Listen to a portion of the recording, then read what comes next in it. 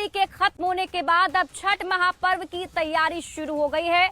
तो बिहार में विधानसभा चुनाव यानी लोकतंत्र के महापर्व की तैयारी भी जारी है। एक तरफ बीजेपी और एनडीए के बड़े बड़े नेता चुनाव प्रचार में जुटे हुए हैं। एक दूसरे पर महागठबंधन वर्सेस एनडीए के बीच में जुबानी जंग दिख रही है। महागठबंधन के अंदर सीटों को लेकर के डैमेज कंट्रोल की बात हो रही है। तो साथ ही साथ कई और खबर इस बुलेटिन में हम आपको दिखाने वाले हैं। सबसे पहले आप जान लीजिए ये बड़ी खबर, जो कि 5 बड़ी खबर होगी।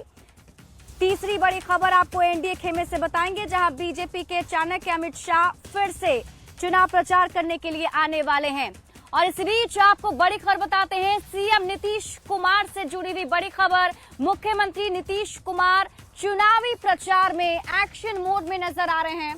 सीएम नीतीश कुमार की आज भी चुनावी सभाएं होने वाली हैं। कल से उन्होंने चुनाव प्रचार की शुरुआत की थी और आज भी कई जगह पर मुख्यमंत्री नीतीश कुमार चुनाव प्रचार करने के लिए जाने वाले हैं, जहां वो जनसभा को संबोधित करेंगे और एनडीए के प्रत्याशियों के लिए वोट की अपील करने वाले हैं। तो मुख्यमंत्री नीतीश कुमार आज कई चुनावी सभा करने वाले हैं। सारण वैशाली में चुनावी सभा को संबोधित करेंगे और जेडीयू के राष्ट्रीय कार्यकारी अध्यक्ष संजय झा भी उनके साथ मौजूद रहेंगे।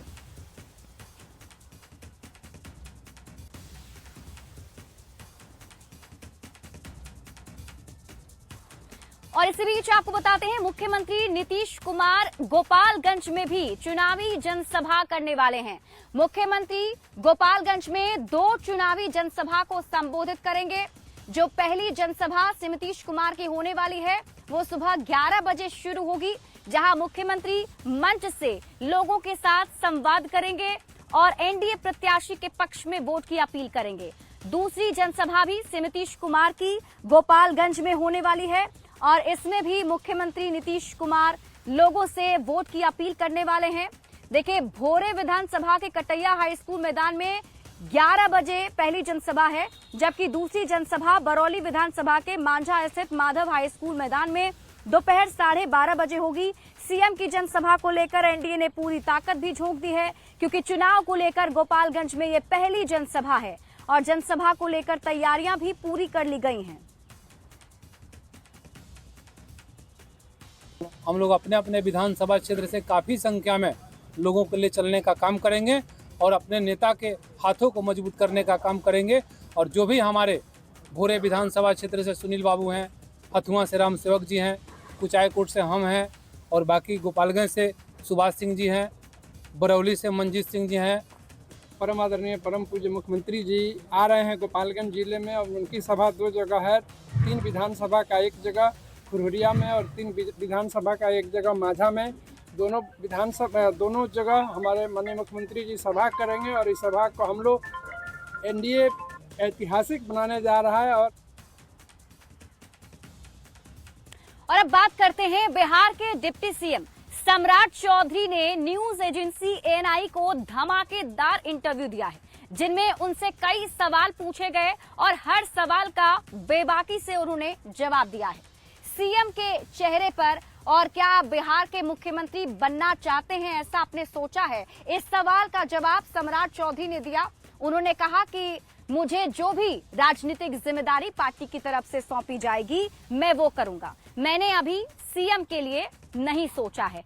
और उन्होंने क्या कुछ जवाब दिया है आपको दिखाते हैं। सरकार में जो भी रोल आदरणीय राष्ट्रीय अध्यक्ष जी या पार्टी के नेता देते हैं, उस दायित्व को निभाता हूं। हमारा यही काम है और इस पार्टी में कभी भी कोई भी बड़ा आदमी हो सकता है, इसमें एकदम ध्यान रखिए। इस पार्टी में किसी ने कुछ नहीं समझा होगा, लेकिन मैं अपने कार्य से संतुष्ट हूं, जगह से संतुष्ट हूं। पार्टी ने बहुत कुछ दिया, पार्टी के निर्णय के साथ खड़ा रहता हूं। और यहाँ पर पहले से कोई वैकेंसी नहीं है, एनडीए की सरकार है और यहाँ नीतीश कुमार जी हैं। नीतीश कुमार जी एक बड़े नेता हैं, बहुत सुलझे हुए नेता हैं, लंबे समय से काम कर रहे हैं और ये पहले मुख्यमंत्री हैं जिन्होंने बिहार के विकास के लिए काम किया।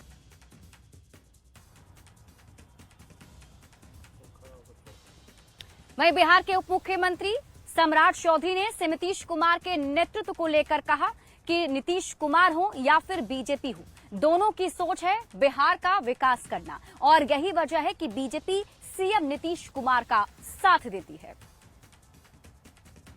लेकिन नीतीश कुमार जी को सरदे अटल बिहारी वाजपेयी जी ने 2000 में, उनके पास भी 34 एमएलए था और हमारे पास 70 एमएलए था, तब से हम समर्थन दे रहे हैं और बिहार के विकास के लिए हम नीतीश कुमार जी के साथ हैं। आइडियोलॉजी दोनों के डिफरेंट है, दोनों की पार्टी अलग है, लेकिन बिहार का विकास, बिहार की समृद्धि, बिहार उन्नति करे, इसलिए नीतीश कुमार के साथ। बिहार के डिप्टी सीएम सम्राट चौधरी ने महागठबंधन पर भी निशाना साधा है। तेजस्वी यादव पर निशाना साधते हुए उन्होंने कहा कि बिहार की जनता ने सीएम नीतीश कुमार का सुशासन भी देखा है और महागठबंधन का यानी कि लालू प्रसाद का जंगल राज भी देखा है। ऐसे में सीएम नीतीश कुमार को ही इस बार भी जनता मौका देगी, आरजेडी को मौका मिलने वाला नहीं है और उन्होंने एनडीए की जीत का भी दावा कह दिया है। बिहार की जनता जानती है विकास और विनाश को, लालू जी की अराजकता को भी जानती है, गुंडा राज को भी जानती है, अपराधीकरण को भी जानती है और नीतीश जी के सुशासन को भी जानती है, मोदी जी के विकास मॉडल को भी जानती है। पटना एयरपोर्ट उतरिएगा, उसी से आपको विकास दिखता है। तो ये जनता बिहार की बहुत होशियार है, बिहार की जनता एक एक चीज को समझती है। और इस बीच रुक कर लेते हैं बड़ी खबर की ओर। बड़ी खबर आपको बताते हैं, महागठबंधन में सीटों को लेकर अब डैमेज कंट्रोल में कांग्रेस पार्टी जुटी भी है। यही वजह है कि कांग्रेस के सीनियर ऑब्जर्वर अशोक गहलोत अब पटना आने वाले हैं और पटना में वो तेजस्वी यादव से मुलाकात करेंगे। जानकारी के मुताबिक कल यानी कि 23 अक्टूबर को तेजस्वी यादव से अशोक गहलोत की मुलाकात होगी और ये भी जानकारी मिल रही है कि एक साझा प्रेस कॉन्फ्रेंस भी किया जा सकता है।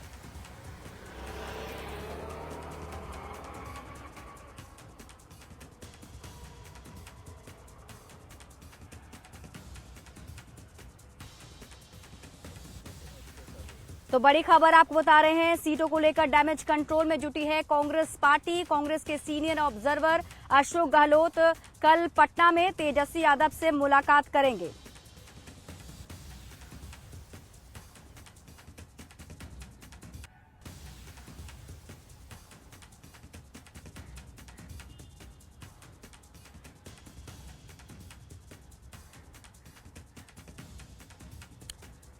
और इसी बीच आपको एक और बड़ी खबर बताते हैं, बीजेपी के प्रदेश अध्यक्ष दिलीप जायसवाल ने एक बड़ा दावा किया है। दिलीप जायसवाल ने कहा है कि वीआईपी पार्टी के अंदर बहुत जल्द बड़ी हलचल देखने को मिल सकती है और उनसे इस मुद्दे पर बातचीत की है न्यूज 18 संवाददाता आनंद अमृतराज ने।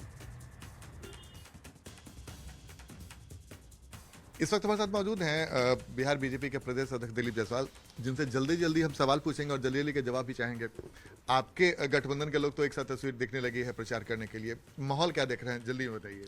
पूरे बिहार में एनडीए और एनडीए की सरकार फिर से बनने जा रही है और मतदाता ने मन बना लिया है कि फिर से नीतीश कुमार जी और नरेंद्र मोदी जी के नेतृत्व में बिहार, विकसित बिहार का सपना पूरा होगा। सर, आपके विरोधी भी प्रचार करने उतरेंगे, राहुल गांधी आएंगे, बड़े बड़े कांग्रेस नेता आएंगे, तेजस्वी जी करेंगे और मुकेश सहनी, तमाम लोग। इस बार तस्वीर क्या दिख रही है? आपको लगता है कि राहुल गांधी सीरियस नेता हैं? राहुल गांधी जब एसआईआर का यहाँ पर यात्रा करते हैं तो उसके बाद विदेश चले जाते हैं। अभी बिहार में जो है सीट का बंटवारा करना था तो जिलेबी छान रहे हैं। 57 साल तक उन्होंने अपनी जवानी इसी तरह के स्वभाव से बिता दिया है, इसलिए राहुल गांधी को हम लोग बहुत सीरियस नेता नहीं मानते। वीआईपी को तोड़ने की बड़ी कोशिश की जा रही है। मैं क्यों तोड़ूंगा, सहनी समाज ही उससे अब अलग होने जा रहे हैं और 1-2 दिन के अंदर देखिएगा पूरा वीआईपी का कुनबा साफ हो जाएगा। मतलब वीआईपी बड़े पैमाने पर टूटने वाली है। अब मैं अभी तो नहीं बता सकता, लेकिन आप देखेंगे आगे आगे होता क्या है। लेकिन सहनी समाज में, निषाद समाज में मुकेश सहनी का अब कोई अस्तित्व नहीं रह गया है। सर, राहुल गांधी के प्रचार करने से बिहार में कितना बड़ा असर पड़ेगा? तेजस्वी और मुकेश सहनी अगर एक साथ प्रचार करते कितना असर पड़ेगा? राहुल गांधी जहां भी प्रचार करने जाते हैं तो कांग्रेस का नैया डुबा देते हैं। जनसुराज के संयोजक प्रशांत किशोर ने बीजेपी पर गंभीर आरोप लगाए हैं। प्रशांत किशोर ने बीजेपी पर आरोप लगाया है कि बीजेपी की वजह से ही जनसुराज के उम्मीदवार पीछे हट रहे हैं। हालांकि बीजेपी ने इस पर जबरदस्त पलटवार करते हुए कहा है कि प्रशांत किशोर चुनाव से पहले ही हार मान चुके हैं।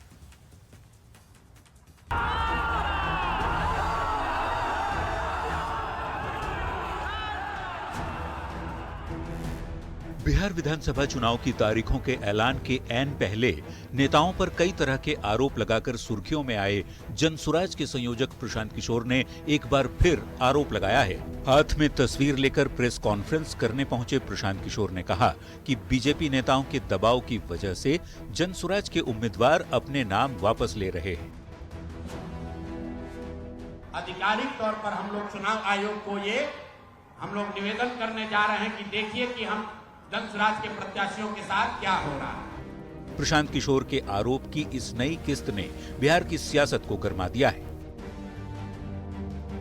आपके उम्मीदवारों को धमकाने के लिए आप डर जाइएगा। ऐसे डरपोक लोग भारतीय जनता पार्टी का मुकाबला नहीं कर पाएंगे। प्रशांत किशोर के आरोप पर बीजेपी की ओर से तत्काल पलटवार हुआ। बीजेपी नेता नितिन नवीन ने कहा कि जो नेता खुद चुनाव लड़ने की हिम्मत नहीं जुटा पाया, उसके उम्मीदवार कितनी देर मैदान में टिकेंगे। जिस दल का नेता हिम्मत नहीं जुटा पाया हो चुनाव लड़ने का, वो अपने उम्मीदवारों को क्या ताकत दे पाएगा। और अगर उम्मीदवार छोड़े हैं मैदान, तो इसका सबसे पहला दोषी उनका नेता है, जिस पार्टी के लिए वो चुनाव लड़ने जा रहे हैं। अपनी चुनावी रणनीति का लोहा मनवा चुके प्रशांत किशोर बड़े ही तामझाम के साथ बिहार में राजनीतिक जमीन तलाशने उतरे हैं। 2024 में हुए उपचुनाव का रिजल्ट प्रशांत किशोर और उनकी पार्टी के लिए अच्छा नहीं रहा। प्रशांत किशोर विधानसभा चुनाव को किसी भी तरह त्रिकोणीय बनाना चाहते हैं। चुनाव के पहले आरोपों के जरिए सुर्खियों में भी रहे, लेकिन चुनाव लड़ने की हिम्मत नहीं जुटा पाए। अब उनके उम्मीदवार नाम वापस ले रहे हैं और प्रशांत किशोर इसके लिए बीजेपी को जिम्मेवार बता रहे हैं। वहीं बीजेपी नेताओं का कहना है कि प्रशांत किशोर ने चुनाव के पहले ही हार मान ली है। न्यूज 18 के लिए पटना से संजय कुमार, रजनीश कुमार और धर्मेंद्र के साथ ब्यूरो रिपोर्ट। वहीं जनसुराज के संयोजक प्रशांत किशोर ने गोपालगंज में एनडीए के नेताओं पर यह गंभीर आरोप लगाया है कि वहां पर जो प्रशांत किशोर की पार्टी जनसुराज के प्रत्याशी डॉक्टर शशि शेखर सिन्हा ने उनके द्वारा धमकी देने के बाद ही नाम वापस लिया है, पीछे हटा है। हालांकि जेडीयू की तरफ से इस पर पलटवार किया गया है। जेडीयू के बाहुबली विधायक अमरेंद्र कुमार ने पलटवार करते हुए कहा कि हर पार्टी में ऐसी बातें होती रहती हैं, लेकिन हम अपनी पार्टी पर ध्यान देते हैं।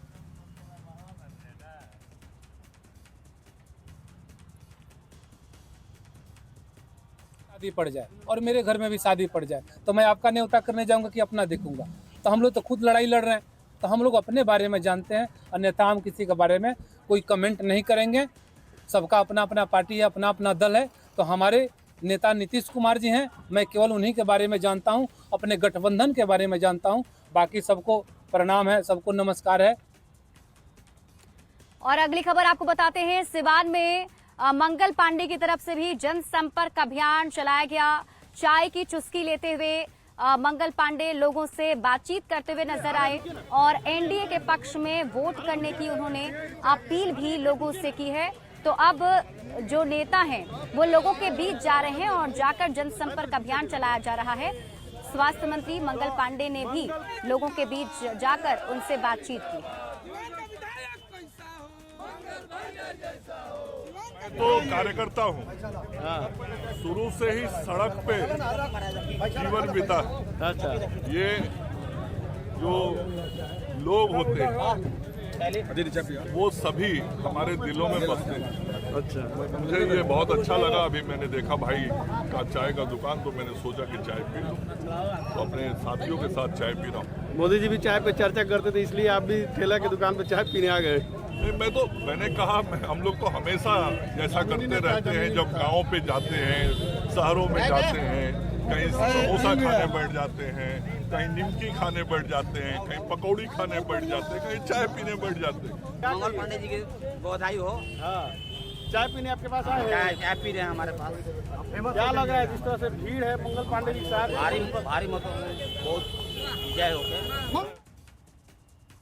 और देखिए, विधानसभा चुनाव को लेकर माउंटेन मैन दशरथ मांझी के बेटे ने राहुल गांधी पर गंभीर आरोप लगाए हैं। दशरथ मांझी के बेटे ने आरोप लगाया कि उन्हें टिकट नहीं दिया गया, जबकि सारे कागजात उन्होंने पूरे कर लिए थे और 4 दिन तक वो दिल्ली में भी रहे।